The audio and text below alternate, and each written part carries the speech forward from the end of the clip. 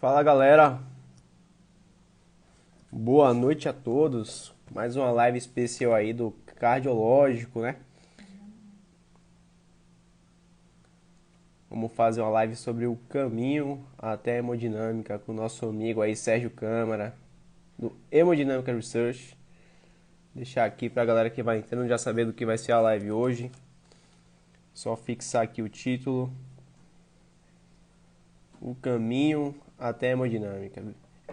Talvez seja a subespecialidade da cardio mais conhecida, ou a que as pessoas mais perguntam aí nas caixinhas, e hoje vem a ideia de trazer o nosso hemodinamicista de referência aí para tirar algumas dúvidas, né? Até nossas mesmo. Acho que a ideia do cardiologista como um todo, cardiologista clínico, é entender também a rotina aí das outras especialidades, como que funciona para ser o hemodinamicista, né? Quais são aí as dores do hemodinamicista e como que a gente pode fazer um trabalho aí associado de uma melhor maneira. Só dar liberdade aí pro nosso amigo Sérgio participar do Hemodynamic Research.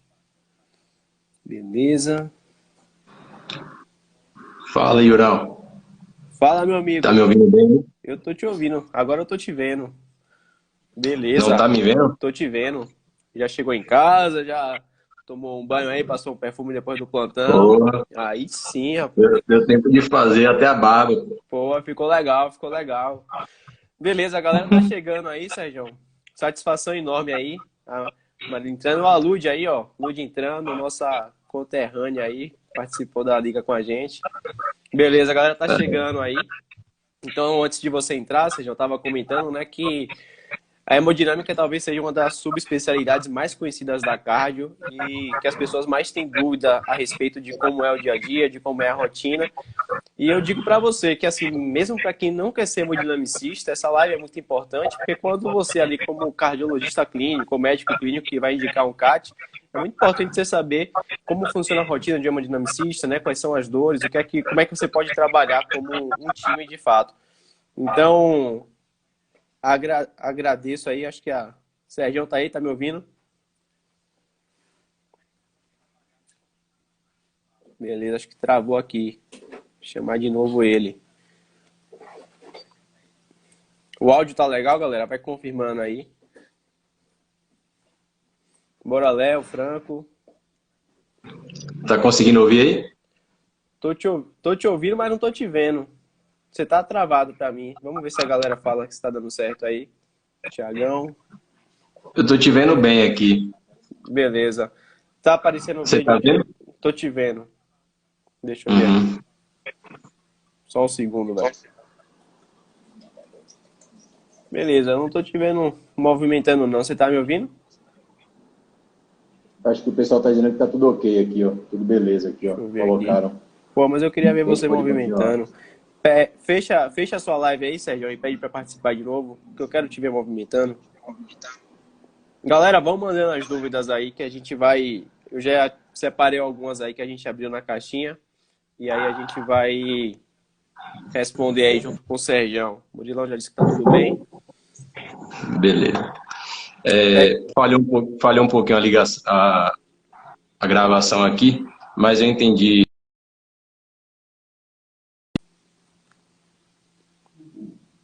que vai ser um bate-papo bem bacana. Acho que a nossa ideia é esclarecer algumas dúvidas, falar como é o caminho, como é o pós-residência, quais são os nossos medos durante a residente e após a residência. Eu acho que a gente vai conseguir fazer isso bem, apesar de não ser tão, tão velho, né, formado, mas eu acho que dá para ter uma ideia bacana hoje aí. beleza. Sérgio, é o seguinte, velho. Aqui pra mim você tá. Eu não tô te vendo. Acho que o problema é comigo. Mas tenta você sair da live e tenta pedir pra participar de novo pra ver se aparece certo pra mim.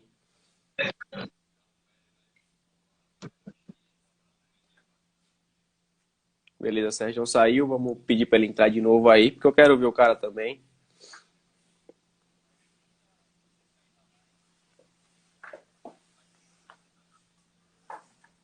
Vamos ver. Vamos ver aí, esperar o Sérgio participar. Convidar de novo ele. E é isso aí, galera. Você sabe que ao vivo sempre tem esses problemas aí de conexão. Já botei no 4G, agora eu tô te vendo, pô. Agora sim. E agora? Agora Beleza? tá bom demais. Então, beleza. Beleza. Vamos mandar ver. Eu vou começar agora Tá uma bom. apresentaçãozinha rápida, Sérgio. Pra gente, vamos deixar essa live gravada. A gente passa para vocês aí do Hemodynamic Research. Acho que é um assunto muito pertinente. Obviamente que a gente sempre vai ter atualizações do tema, mas acho que a live de hoje, o objetivo é falar um panorama aí geral. E o título da live é o caminho, né? O caminho até a hemodinâmica. Como você se torna um hemodinamicista, o que leva você a ser um hemodinamicista. Como foi sua residência, que eu sei que é muito pesada, de hemodinâmica, e como é que está sendo esse pós aí, né? Acho que você já tem 2 anos de pós-residência aí de hemodinâmica. Então, vamos explicar o caminho aí, os percalços. Mas antes disso, eu queria pedir para a galera dar um coraçãozinho aí para essa live chegar em mais pessoas, porque tá imperdível, né? Encontro aí de 2 amigos, né? 2 páginas de cardiologia, que talvez estejam começando uma parceria aí, e que seja a primeira de muitas. Sérgio, se apresente aí para quem não te conhece, né? Apresente Sérgio Câmara e apresente um pouco aí da sua página, do seu projeto, qual o objetivo seu aí com esse projeto novo aí que se iniciou. Bom, a faculdade, a gente se conheceu lá, inclusive, formei na Universidade Federal da Bahia, na bicentenária Faculdade de Medicina. Fiz clínica médica no Instituto de Assistência Médica ao Servidor Público Estadual, o IANSP. Fiz cardiologia no Instituto Dante Pazanese e formei hemodinamicista, cardiologista intervencionista, pelo INCOR. A ideia do Hemodynamic Research, na verdade, não é minha, é uma ideia que surgiu do Rodrigo e dos residentes do ano dele, alguns que toparam fazer uma página com atualizações e tal. Rodrigo foi meu R1 e junto com uns R1s dele, ele criou junto com outros R iguais e tal, e aí depois esse projeto ficou um pouco morno e tal, e aí ele me convidou para participar, porque a gente tinha algumas ideias congruentes, e aí a partir disso a gente começou a colocar mais coisa e tal. E hoje eu, o Rodrigo, o Zé Carlos, o Gabriel e o Maurício, que ainda são residentes, o Maurício e o Gabriel, que alimentamos a página do Hemodynamic Research. E a nossa ideia é justamente essa, falar um pouco da rotina, do dia a dia do hemodinamicista, os casos que, porventura, a gente entrou, outros a gente não entrou, mas a gente quer trazer um conceito que é importante para a comunidade.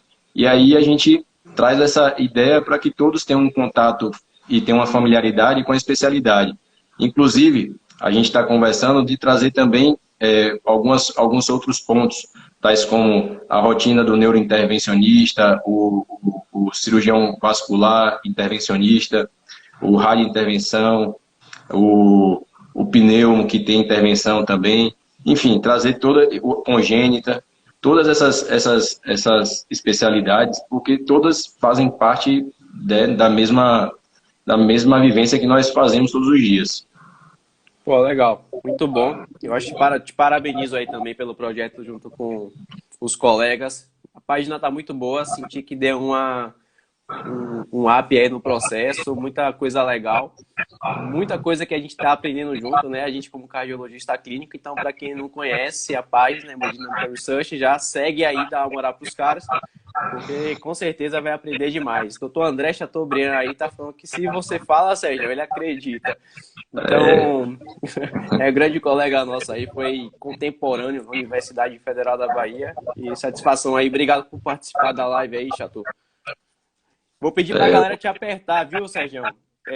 Eu selecionei algumas perguntas minhas, selecionei algumas perguntas aí da caixinha, mas eu quero que a galera que esteja na live aí, a gente está com 40 pessoas, que participe, né, e tirem dúvidas do dia a dia, coisas que, assim, você pode procurar na internet, jogar no Google, mas tem coisa que quando quem está vivendo fala, é mais interessante e é mais fidedigno, né? Então, coisas até mais adaptáveis à nossa realidade. Então, vamos mandar ver, vamos começar a nossa entrevista aqui. e vamos tocar. Então, você já se apresentou, já apresentou a página, né? Excelente formação, acho que e o conteúdo da página também é excelente. A gente aqui do Cardiologia fica satisfeito de vocês terem topado aí o convite de estar com a gente. E eu queria perguntar assim, para você, qual foi o momento, né, e qual dos seus colegas aí, quando vocês conversam, qual foi o momento que vocês decidiram fazer hemodinâmica? O que acontece? A gente, quando entra na cardiologia, a gente tem algumas subespecialidades que a gente já tem em mente. Até porque, assim, o tema mais recorrente na cardiologia é infarto. Eletro, supra e infarto.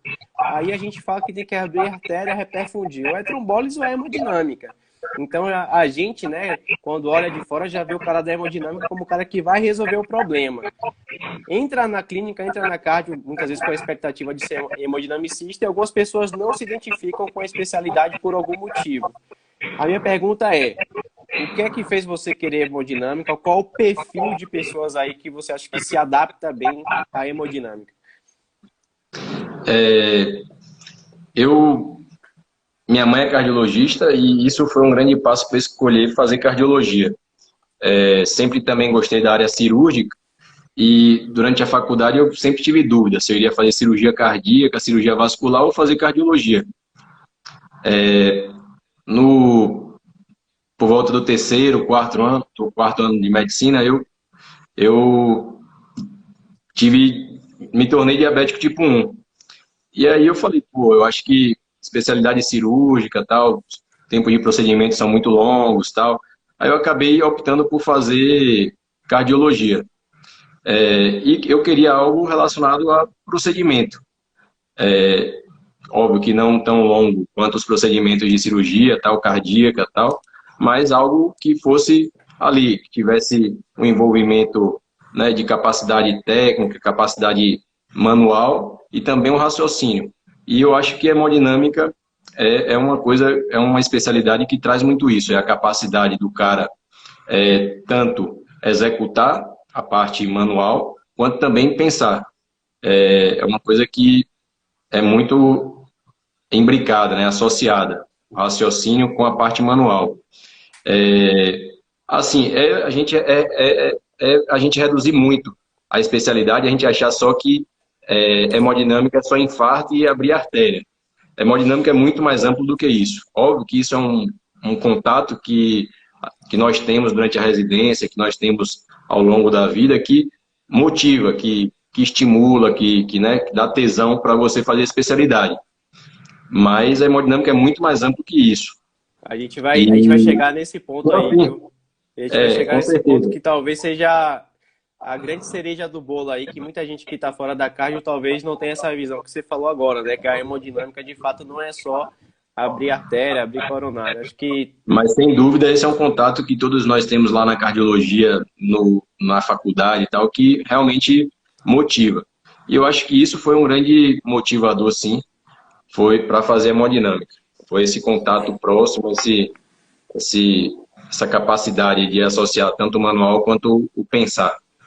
Então, assim, é uma subespecialidade da cardiologia, né, que, pelo que você fala, realmente o cara tem que ter um tato ali, um gostar de fazer procedimento, né?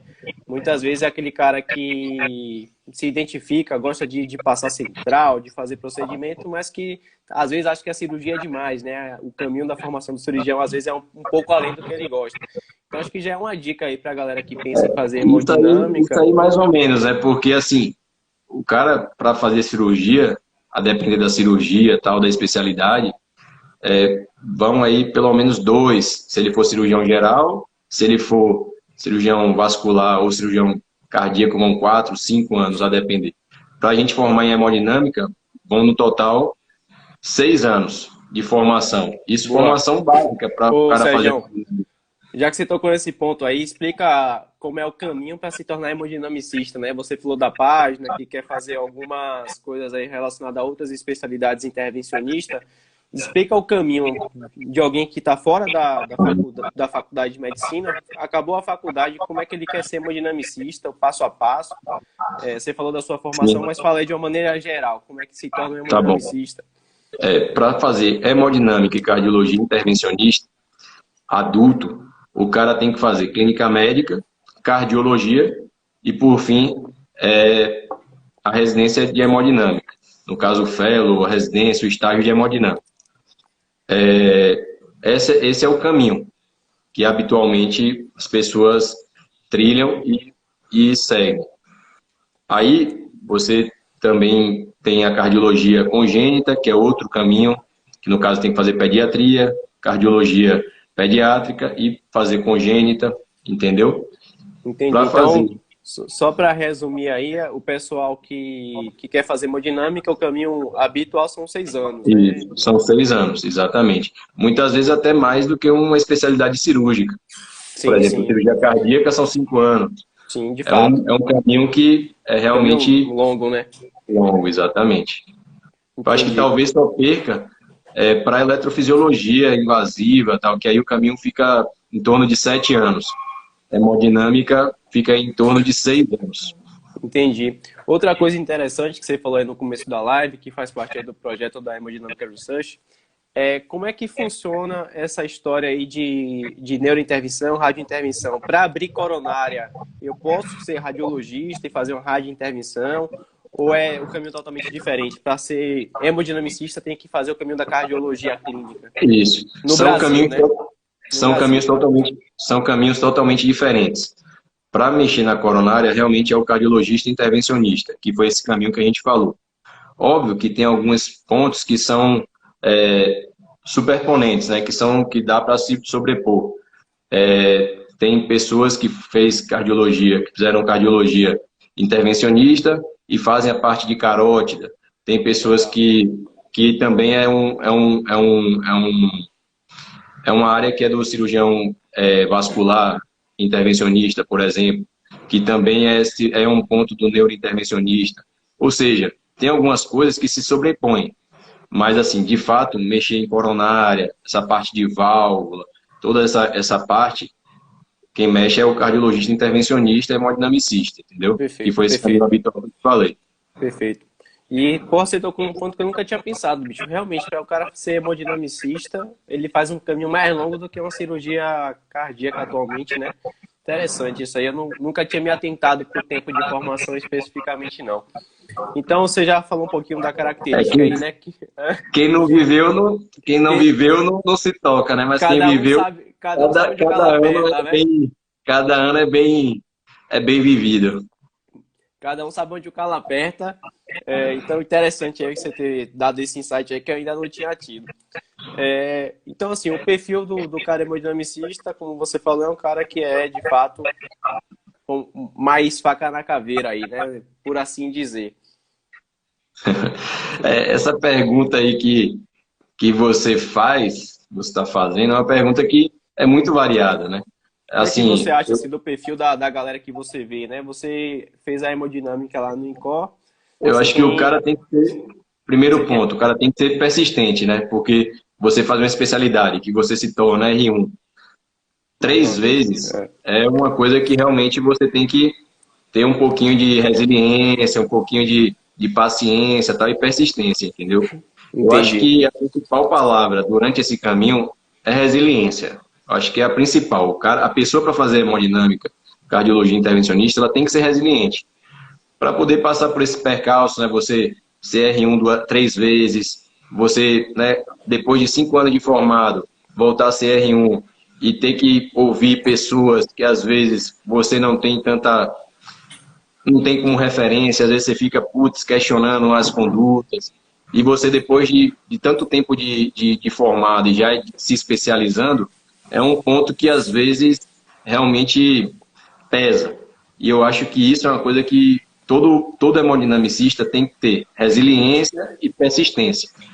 O resto, eu acho que é uma coisa que é individual, né? Tem pessoas que são mais calmas, tem pessoas que são mais grosseiras, tem pessoas que por ser uma especialidade que é um pouco cirúrgica, as pessoas confundem muito que o ambiente é degradante, é hostil, né? Tipo aquele perfil antigo do cirurgião que rasga a luva, corta a luva com bisturi, que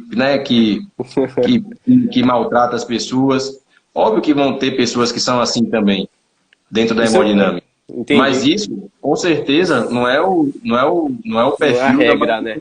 não é a regra, entendeu? Isso É é justamente interessante, Sérgio. é uma exceção, entendeu? E eu acho que encoraja muita gente que tem essa visão mesmo, né? Do cara que está na hemodinâmica ser um ambiente realmente hostil. Eu vou tocar num ponto até mais para frente, não vou tocar agora não. Mas já vai pensando aí sobre que muita gente pergunta mulher na hemodinâmica. Eu vou falar daqui a pouco com você sobre isso. Mas você falou sobre ambiente e tal, e aí eu acho que já fica um gancho para a gente puxar para falar um pouco da rotina, né? Coisas Uhum. que eu acho que o objetivo da live, quando a gente do cardiológico chama para falar de algum assunto, a gente quer falar coisas que o pessoal não acha na internet. Então vamos falar de rotina, assim, como é a rotina do cara na hemodinâmica. Obviamente que você vai ter a vivência do INCOI, que você vai poder falar com mais propriedade, mas você já falou que são 2 anos, né? Mais de 2 anos, então além da cardiologia. Como é que funciona assim? O primeiro dia de R1, você chega no hospital, você pega a sua grade de R1, como é que funciona? Existe uma logística? Explica aí pra gente como é que é esse esquema aí do R1. Minha visão de fora, minha visão de cardiologista clínico. Eu tô vendo vocês lá o tempo todo, pra mim, o tempo todo é tudo igual. Fala você que tá lá, né, que sente na pele que o calo aperta, como é que funciona? O conhecimento é programado para que ao longo desses 2 anos você, ao final dele, saia fazendo intervenção, saia fazendo cateterismo, saia fazendo coisas de maior complexidade, né? Mas tenha familiaridade, mas tudo é bem programado. Quando você começa, obviamente, você não pode chegar e mexer no catéter e tal, fazer e acontecer.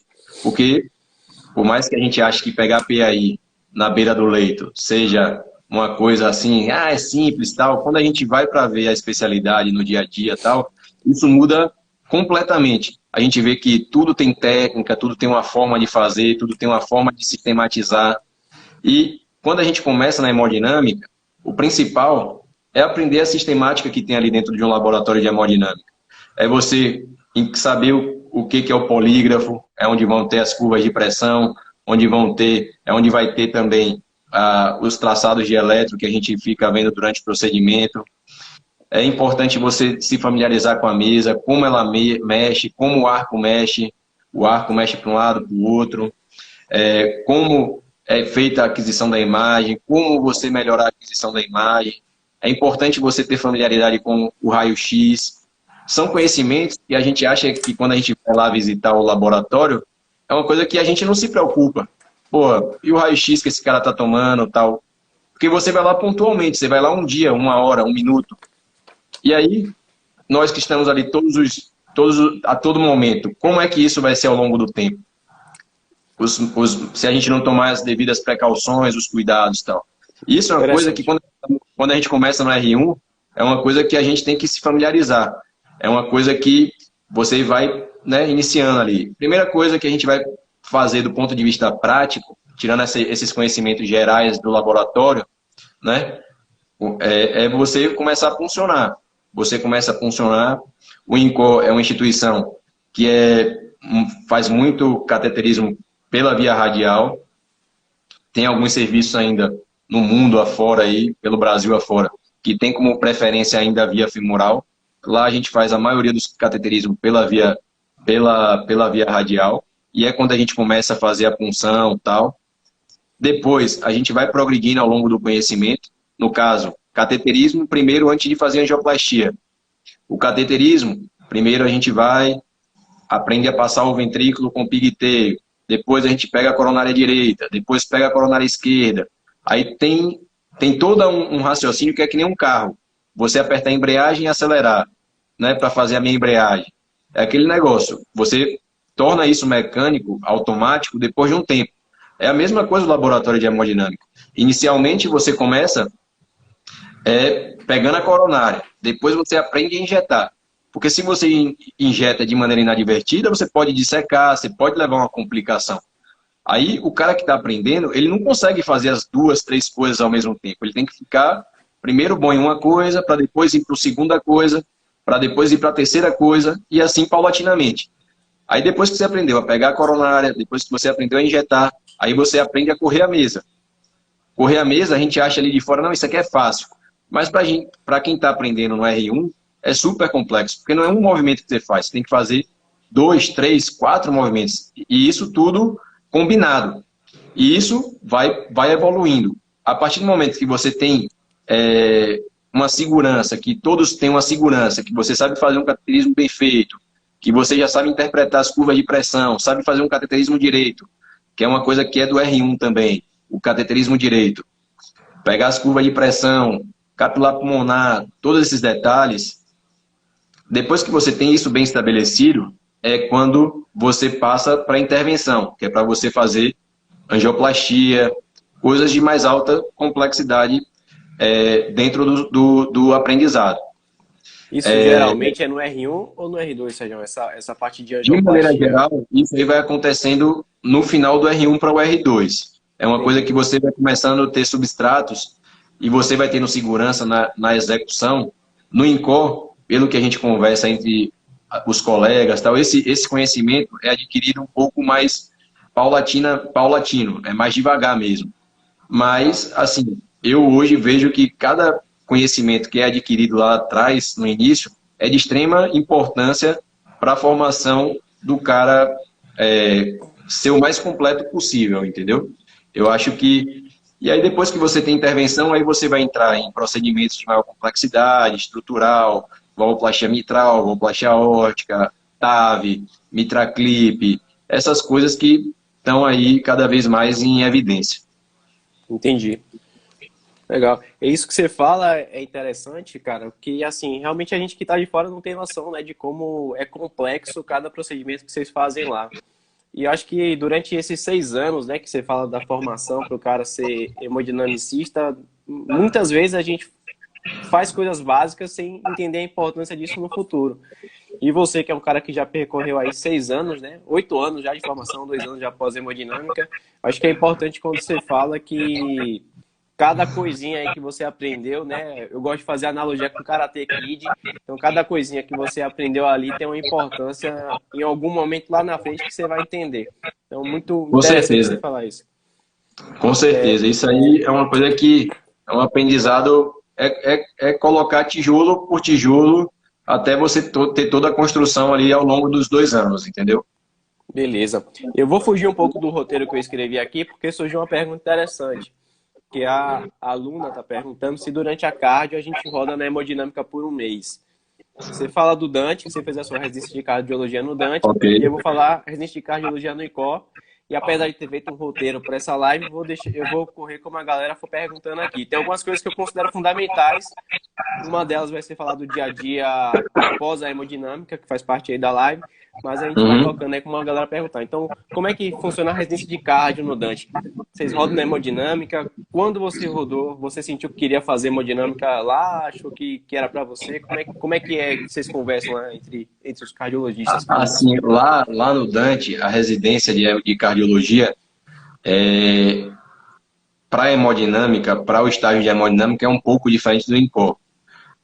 Lá a gente roda 2 meses no estágio de cateterismo, angioplastia. É 1 mês de cateterismo, 1 mês de angioplastia. Fica subdividido assim. Isso Mas, na verdade, na cardioclínica, né?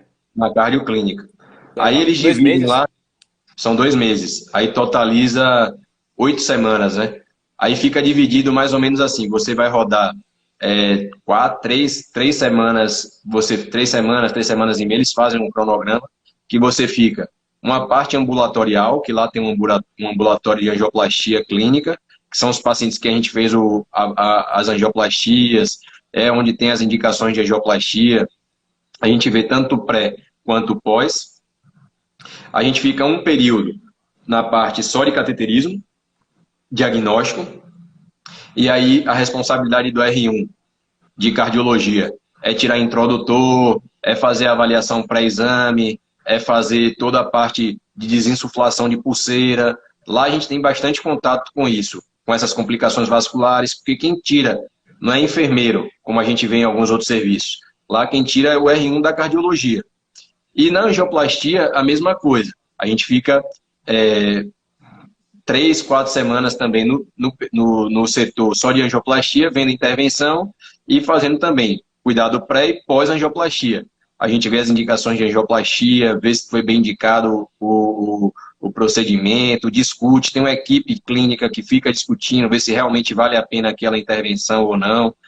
Assim, eu particularmente tive um contato mais próximo com a hemodinâmica na cardiologia do Dante, isso é uma coisa muito motivadora, e realmente é um estágio que é cansativo quando a gente está lá, porque é um estágio que a gente sai lá às 11, meia-noite, a depender do dia, a gente faz rodízios e tal, mas é um contato bem interessante para a gente ter familiaridade ali com a especialidade. É um contato bem próximo, acho que muito mais próximo do que eu tive no INCOR, né? Atualmente você fica ali como um dos assistentes do PS, também ajuda ali na hemodinâmica, fazendo a sua função mesmo.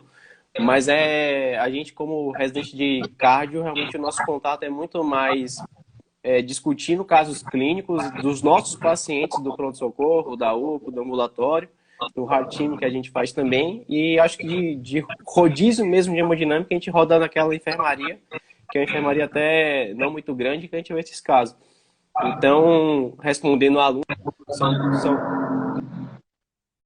são duas vivências bem diferentes, né? Acho que quem faz no Dante acaba tendo uma vivência muito maior na prática em si do que a gente que faz como eu no INCOR. Interessante, mas mudou alguma coisa na sua cabeça fazer esse estágio lá no Dante dessa forma? Ou você já tinha alguma coisa já decidida que ia ser hemodinamicista? Como é que foi?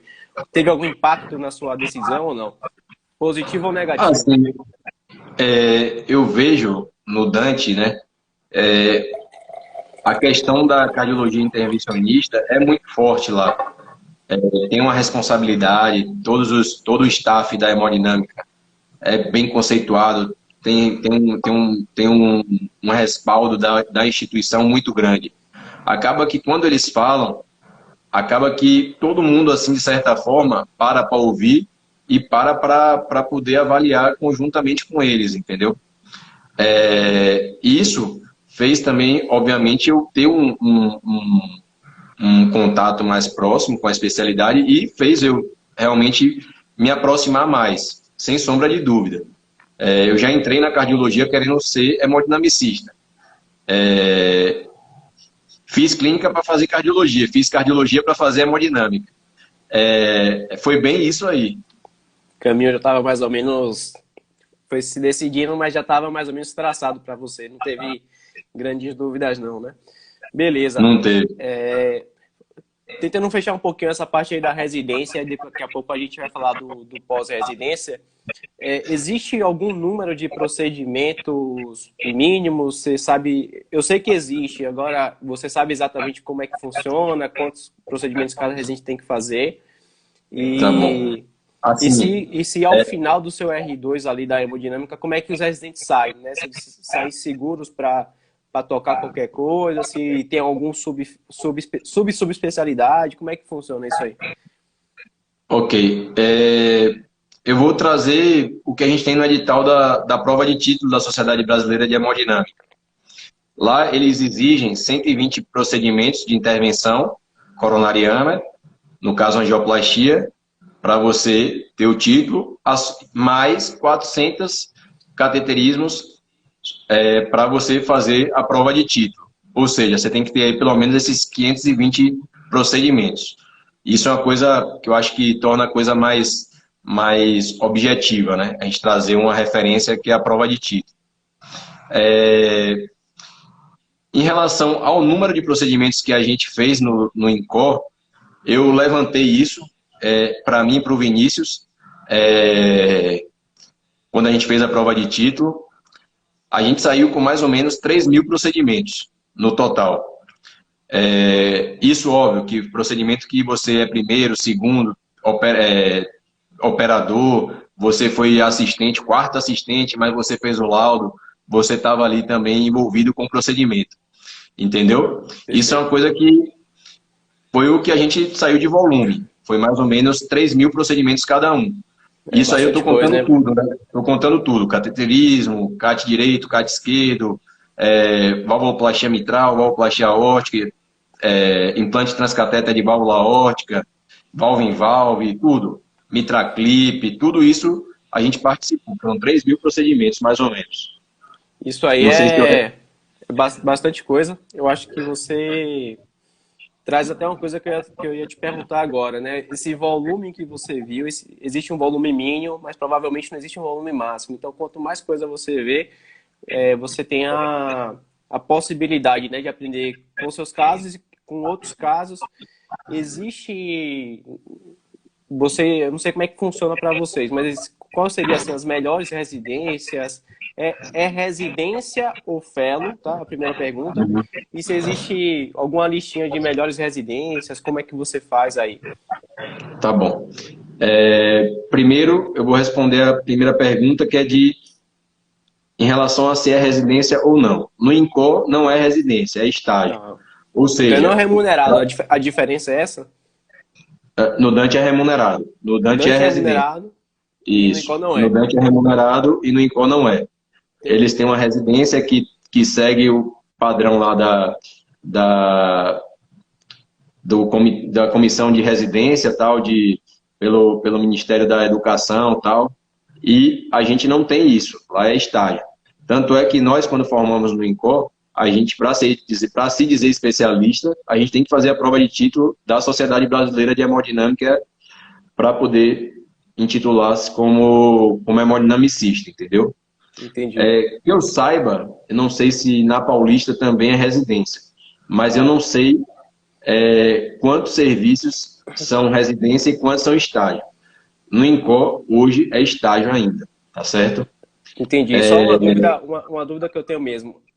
O fato de ser estágio, para quem não tem ideia assim da diferença, acho que um ponto importante é esse da prova de título. E um outro ponto é, o estágio não tem bolsa, é assim que funciona?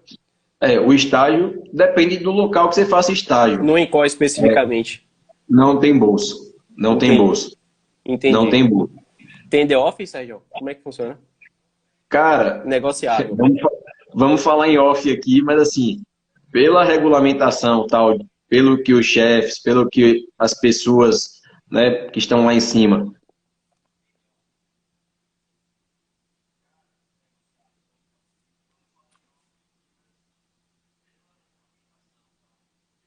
Esse day off, é que não tem esse day off, mas acaba que o serviço acaba sendo negociado ali com os outros colegas e a gente tenta se ajudar para todo mundo ali ter um plantão fora, ter algum Lógico. outro meio de sobreviver ali e tal, que é extremamente importante e custoso aqui em São Paulo, não é? Com certeza, até porque o cara, muitas vezes, como você falou, com tanto tempo de formação, já é pai de família, já é casado, já tem que sustentar a casa. Com certeza. Então tem que Com botar certeza. dinheiro também. Eu vou trazer algumas perguntas que o pessoal está fazendo aí. Coisa rápida. Quantas vagas no Dante e quantas vagas no INCOR para hemodinamicista? Cara, no INCOR são 7 vagas. Só que são 7 vagas. Só que uma é preenchida por estrangeiro. Então, no total, são 6 vagas. Tá certo? 6 vagas de estágio. No Dante, salvo engano, são 7 vagas de residência. São 7 vagas de residência de hemodinâmica, mas lá, eles também, às vezes, eles criam um estágio conforme o ano e também quem tenha ficado ou não no ambulatório lá de angioplastia clínica deles durante um ano. Aí, às vezes, se a pessoa se dedicou a isso e tal, eles conseguem, às vezes, abrir uma vaga de estágio por lá, tá? Só que não é vaga de residência. E isso varia de ano a ano, Perfeito. entendeu? Não é uma coisa que é anual, por exemplo. Aí depende muito do ano. Perfeito. Uma coisa que o Instagram, a internet e esse tempo de pandemia meio que potencializou é o fato da gente conseguir falar com muita gente de muitos locais. E surgiu uma pergunta interessante que é corriqueiro para a gente também quando é para falar de residência e especificamente agora da hemodinâmica. Se ter feito cardiologia em São Paulo faz algum tipo de diferença? Se não faz, se tem muitos aprovados de fora, como é seu ano, como é que funciona aí? O pessoal da sua página, o pessoal fez cardio no INCOR, como é que funciona aí? Dá uma noção geral aí. Assim, vou falar do meu ano e do ano dos meus R-. A procura das pessoas do próprio serviço foi muito baixa. No meu ano, a gente teve uma pessoa que foi do serviço, que foi do INCOR, que foi o Fidel. No ano subsequente, tiveram quatro pessoas que fizeram residência e estágio aí no INCOR. E agora também foi uma pessoa só, esse último ano aí agora, 2020. E 2021 foram 3. Então, depende muito, porque às vezes, o que eu vejo, por exemplo, no INCOR, nesse tempo que eu estou aí, é que as pessoas não têm muito interesse, ao final da residência, de fazer hemodinâmica. Poucas são as pessoas que fazem. No máximo, ao longo do que eu vi, aí foram 3, 4 pessoas. A prova é um processo seletivo, é regulamentado pela universidade, é um processo lícito, né? É um processo que todo mundo tem pé de igualdade, mas óbvio que a pessoa ter tido contato, ter feito alguma coisa tal, faz com que ela se diferencie, por exemplo, na entrevista, que a pessoa já conheça tal, já saiba quem ela é. Eu acho que isso acaba sim ajudando uma ou outra pessoa, mas às vezes eu não acho que vai colocar ela lá dentro e tirar outra que é muito boa de lá de dentro, entendeu? Porque tem uma prova teórica, uma prova conceito que para as pessoas fazerem, entendeu?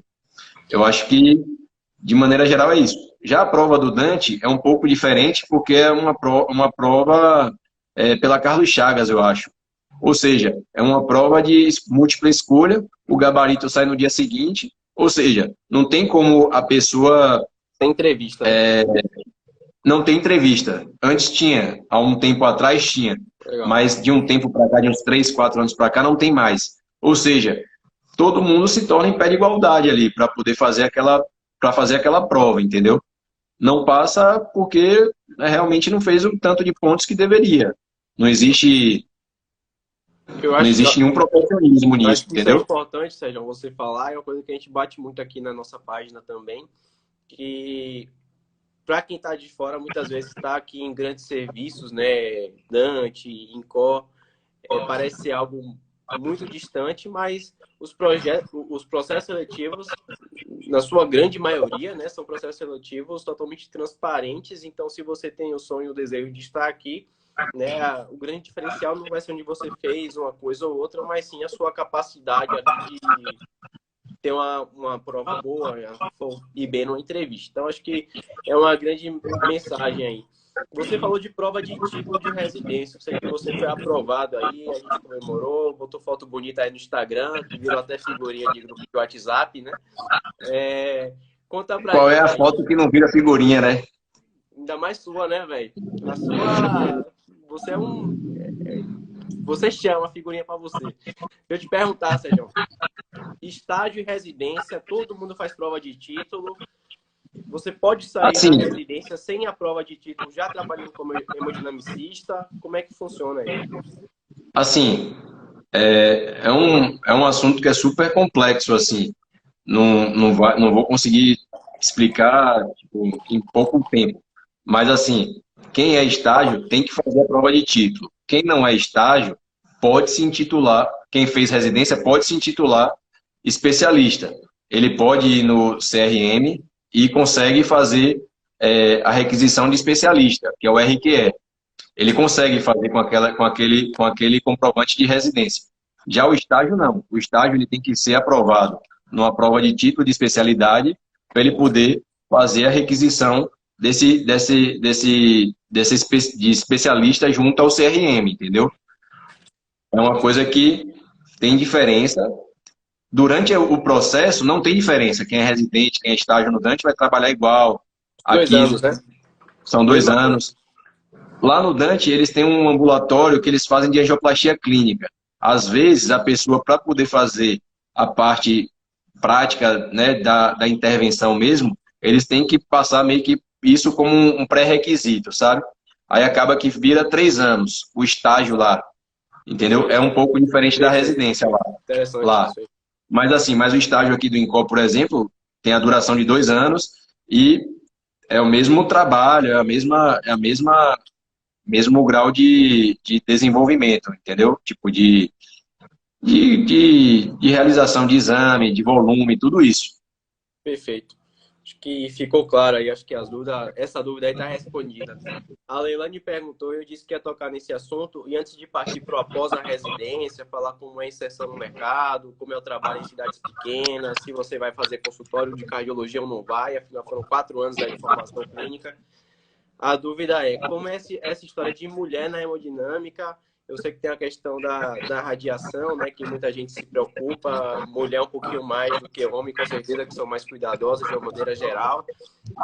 Explica aí como é o ambiente para a mulher, dá uma visão geral para encorajar a Leilane, se ela quiser fazer hemodinâmica, a fazer. Ou desencorajar, né, não sei, você que vai responder aí.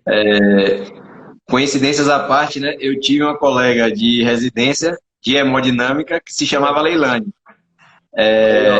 Já tem então, eu acho que estímulo melhor do que esse não poderia existir, né? Assim, eu acho que a residência é um processo seletivo e todos têm em pé de igualdade, independente de você ser homem ou de você ser mulher. Eu acho que há espaço, sim, para as mulheres. Tem várias mulheres aí que são muito bem-sucedidas na área e que são muito bem conceituadas também.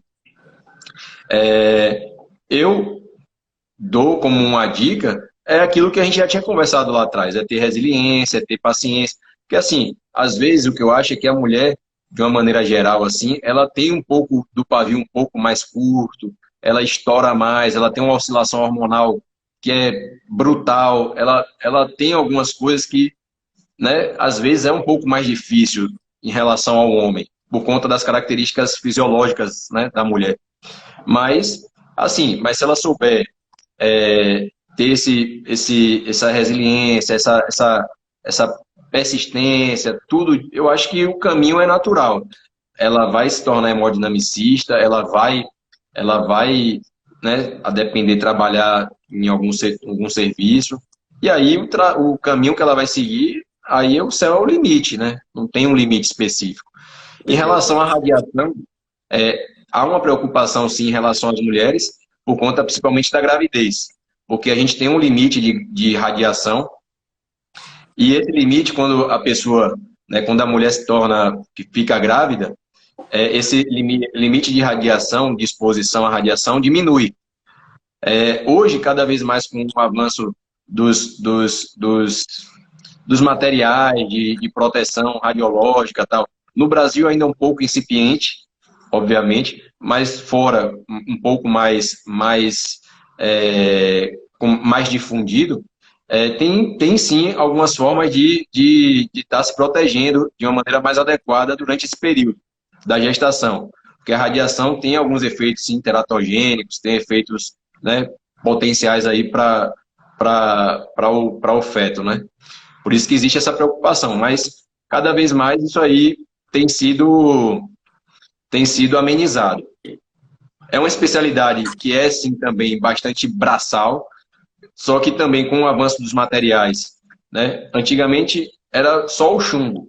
Hoje a gente já tem tungstênio, ligas de tungstênio com chumbo, ligas combinadas que fazem com que o peso do material do colete de chumbo fique mais leve, fique mais... Você parta ele, tem um colete de cima, tem a parte de baixo, a saia de baixo, se você preferir partir. Você pode ter um colete mais leve, seja um colete completo, pode ser um colete só frontal. Aí tem várias formas de você se adaptar à especialidade, entendeu?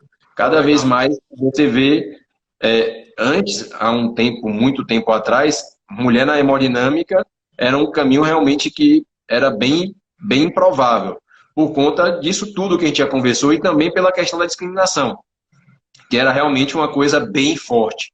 Hoje em dia, teve uma turma, eu acho que 2 antes de mim, que foram 2 mulheres que se formaram.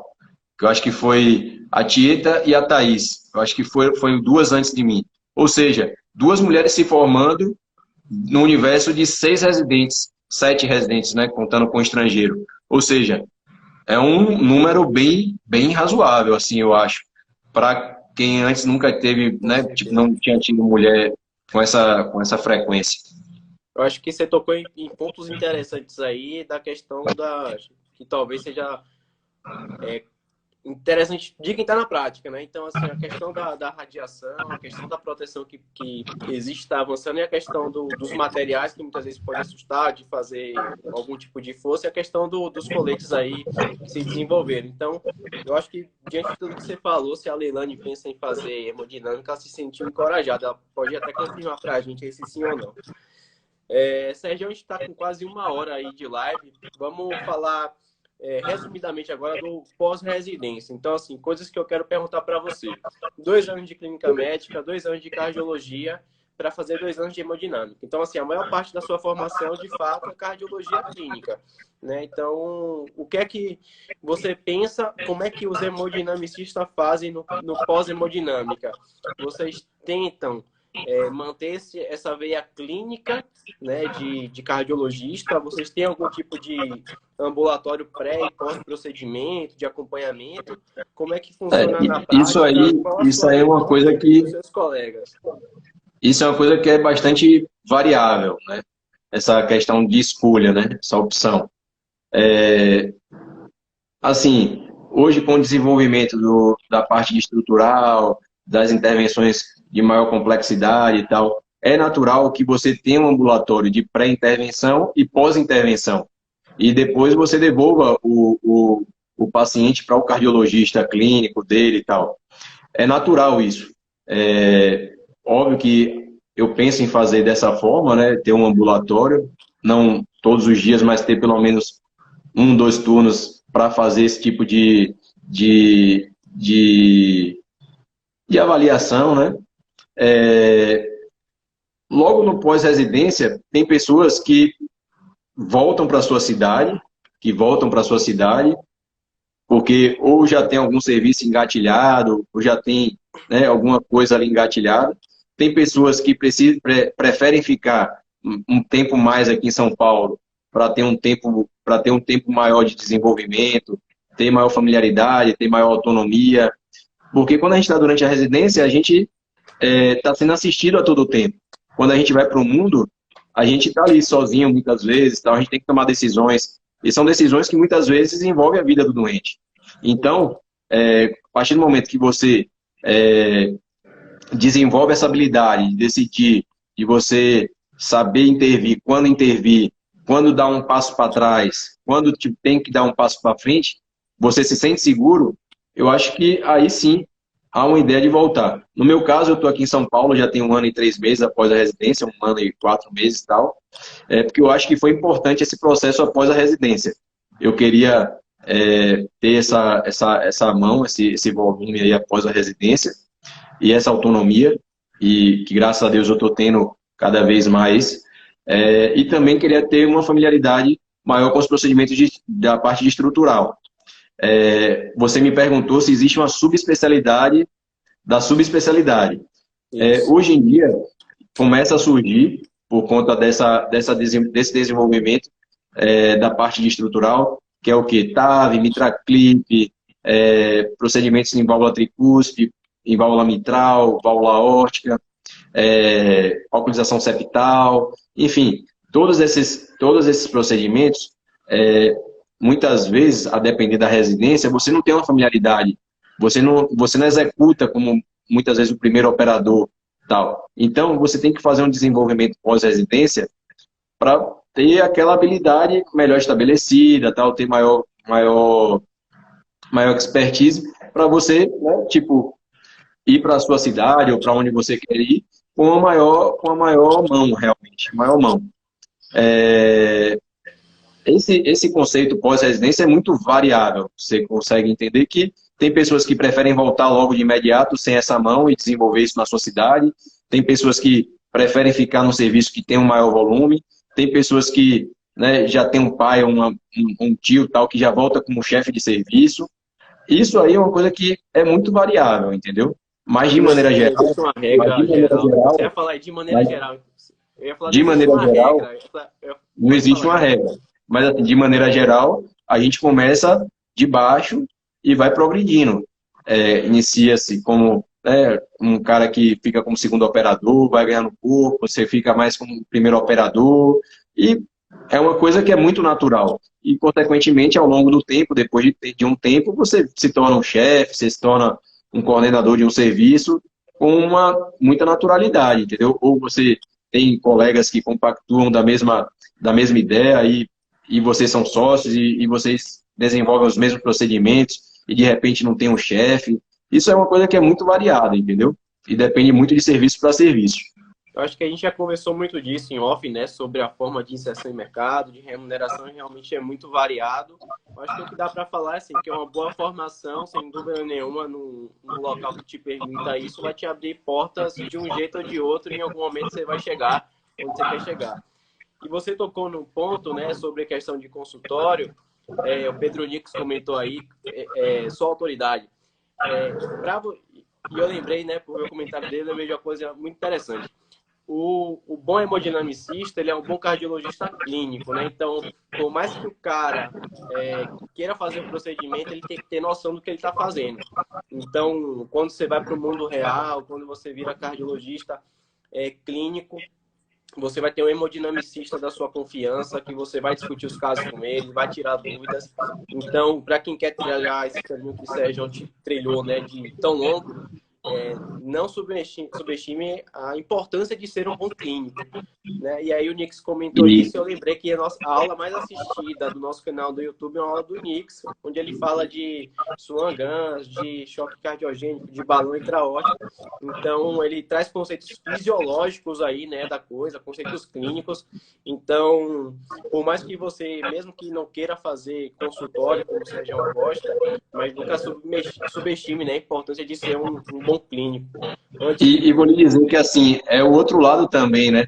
Assim, é a gente saber quando a gente tem que intervir e quando não intervir, assim como vocês também ouvirem o que a gente tem para dizer. Quando a gente fala assim, ó, a gente acha que isso aqui se você confia no hemodinamicista e tal, óbvio que numa discussão ali, né, num consenso tal, coletivo, mas assim, às vezes o clínico também ele quer fazer muita coisa pelo doente, ele quer dizer que faz, mas muitas vezes é aquele vaso fino que não tem como colocar stent, muitas vezes é aquela oclusão crônica que, enfim, será que é real o benefício de fazer alguma intervenção naquilo ali? Aí a gente tem que também parar e refletir conjuntamente, né, junto com os cardiologistas, se realmente aquilo vale a pena. Em valendo a pena, aí é um outro cenário, que aí realmente você precisa ter um cara de confiança para que você acredite no que ele está fazendo, no que ele está executando e realmente tenha uma troca bacana ali com o seu hemodinamicista tal, e você acredite no que ele está realmente te sugerindo. E faz diferença, né, bicho? Acho que isso aí é fundamental. Então, é um grande recado aí que a gente deixa. Tanto os seguidores cardiológicos certamente tem uma veia um pouco mais clínica, né, pelo que a gente fala, mas os seguidores da tua página certamente tenha talvez um desvio para o lado da hemodinâmica, mas nunca perder que as duas coisas não podem estar dissociadas, né? Não, justamente por isso que o caminho para ser hemodinamicista passa pela cardioclínica e quem está na cardioclínica também tem que ter uma noção boa aí da hemodinâmica. Então, Sérgio, acho que 1 hora de live, a gente percorreu alguns pontos aí, né, de como é a residência, o que é fellow, pontos positivos aí, pontos negativos de uma carga horária pesada, que precisa ter a resiliência, falou de um ponto polêmico que é a mulher na hemodinâmica, você trouxe coisas muito interessantes que quem está de fora às vezes não vê, né, que são pontos práticos, e a gente falou um pouquinho do pós, né, que geralmente varia a cada localidade, a própria forma de inserção e remuneração, então é difícil a gente falar de abordar todo o Brasil. 1 hora de live, a live vai ficar salva no nosso canal e a gente vai enviar para vocês aí do Hemodinâmica. Faz um resumo aí, né, do que a gente falou, o que é que você acha que são pontos chaves aí para quem pensa em hemodinâmica, qual seria a dica, né, do Sérgio de hoje, né, para o Sérgio que está lá na faculdade pensando em hemodinâmica. E aí a gente finaliza a live. Com certeza hoje é um Sérgio muito menos reclamão do que um Sérgio lá atrás, que era muito mais reclamão, né? eu acho assim que são pontos que a gente conversou, né? Primeiro, o cara tem que ter o gosto pela intervenção, pelo, pelo, pelo procedimento, pela mão, por executar, tal. Isso é uma coisa que é essencial, você ter realmente desenvolver essa habilidade. E isso, às vezes, a pessoa não tem essa habilidade durante a cardiologia, mas às vezes é um processo. Às vezes iniciou a cardiologia intervencionista, pô, ela vira uma pessoa muito boa naquela área específica. E às vezes ela por um central que ela não passou na residência, ela já cria uma barreira e às vezes melou a vida dela por conta disso. Perdemos um hemodinamicista que poderia ser brilhante. E isso é uma coisa que realmente vai acontecer. Todo mundo tem falhas, inclusive os caras mais experientes, o cara que tem 20, 30, 40 anos, eles não vão conseguir fazer algumas coisas que às vezes a gente julga que é muito simples, por conta da complexidade, por conta do dia, enfim, por N motivos. Eu acho que a pessoa que quer hemodinâmica, ela tem que se colocar disponível, ela tem que ser uma pessoa que está ali sempre disponível para estar trabalhando, estar no laboratório, estar vendo casos diferentes, estar consciente do que está acontecendo de novo no mundo. Todo mundo fica brincando, o hemodinamicista é o ortopedista da cardiologia. Mas eu sempre brinco assim, quando a gente vai tirar um introdutor, eu falo assim, cara, você sabe tirar introdutor? Aí muitas vezes a pessoa fala assim, eu sei. Aí quando você vai para poder ver o cara tirando introdutor, não tem a mínima noção do que está fazendo. Ou seja, por mais fácil que seja aquele procedimento que a gente esteja fazendo, nunca pode ser menosprezado.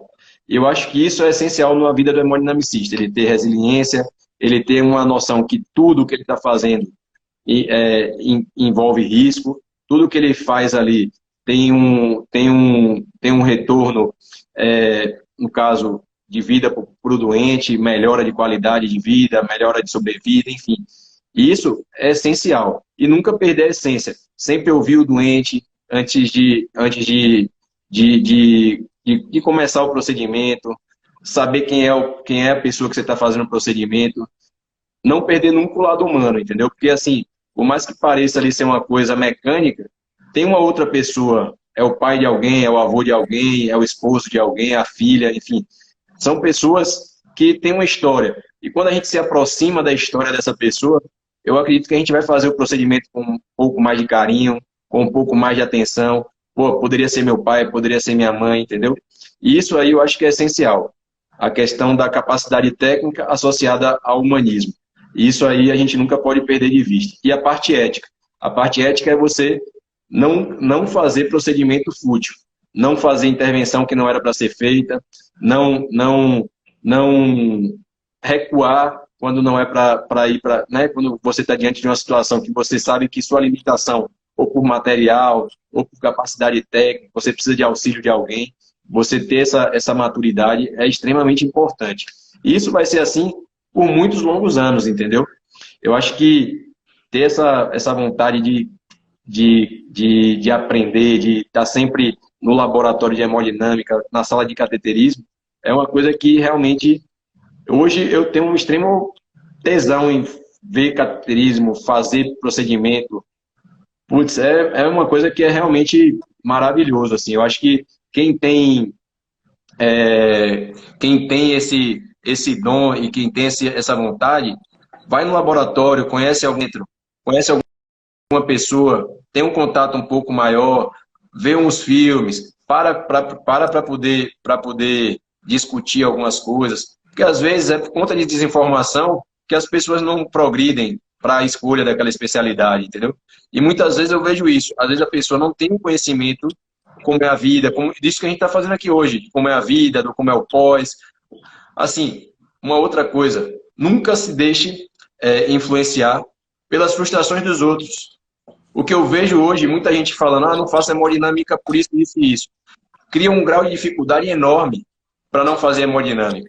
Mas muitas vezes, quando você vai parar para ouvir aquela pessoa, você está ouvindo um monte de frustração de outras pessoas que não tem nada a ver, que falaram para ela isso, falaram para ela aquilo outro, uma série de coisas que quando você para ouvir, você fala assim, meu Deus, porra, a pessoa deixou de escolher uma especialidade tão bacana por algo tão pequeno, e aí você se pergunta assim, pô, estamos perdendo também aqui talvez uma pessoa que tem uma capacidade de desenvolvimento técnico, habilidade manual, de raciocínio brilhante, porque ela caiu na enganação ali das pessoas, da frustração dos outros.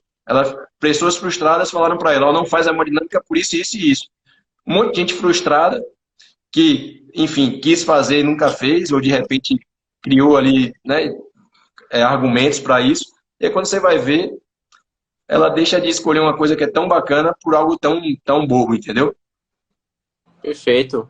Grande mensagem. Acho que você trouxe, porra, pontos muito interessantes aí. Acho que você encoraja quem pensa, né, a viver um pouquinho mais a realidade do hemodinamicista. Conselhos que, de fato, a gente tem que levar mesmo. E assim, eu vou só responder mais uma última pergunta aqui, que é essa aqui, eu acho. Obrigado aqui, pessoal. Eu vi aqui um monte de gente aí falando aqui da live e tal. Agradeço a todo mundo, o Nix, Chateaubriand, um monte de gente bacana aí que a gente, Vanessa. E tem essa aqui, ó. Qual é o cenário atual da hemodinâmica no Brasil? Cara, eu vejo a hemodinâmica hoje em franca expansão, por conta dessas intervenções que têm acontecido, principalmente na válvula aórtica, e o desenvolvimento de novas tecnologias para a válvula mitral. Eu acho que isso aí é uma coisa que vai avançar, que tem avançado paulatinamente. A válvula aórtica já não tem mais dúvida, é seguro, é o que há aí, cada vez vai ser mais indicado para pessoas de mais baixo risco e vai ser expandido de uma forma muito, muito vertiginosa.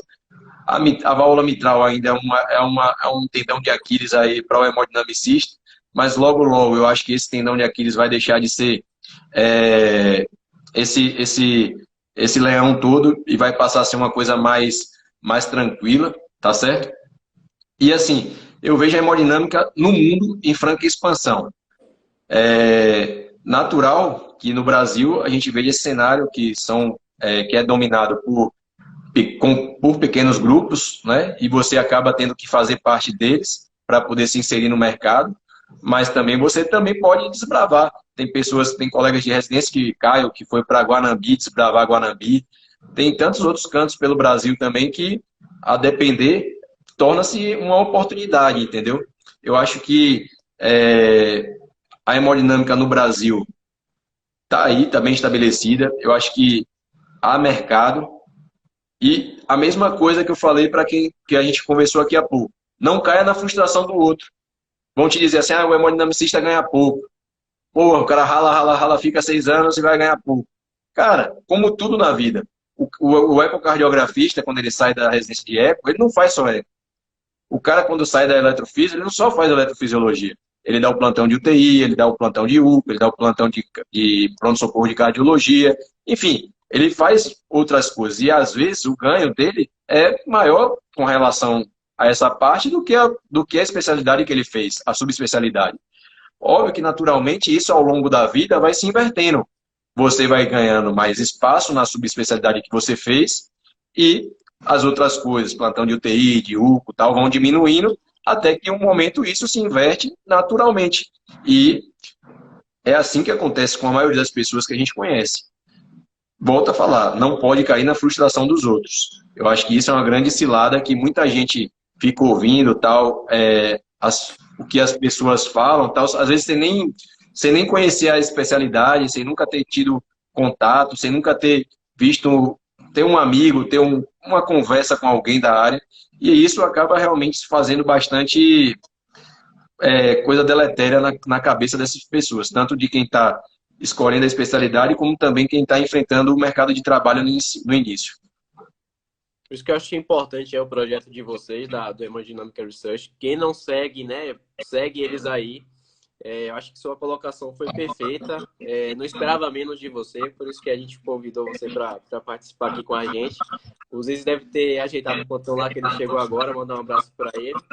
E é isso aí, Sérgio. Acho que eu vou finalizar. Mas eu passei o plantão para ele ajeitadinho, pô. A gente passou o plantão ajeitadinho. Plantão liso. Ele entrou agora porque ele estava escolhendo a comida, pô.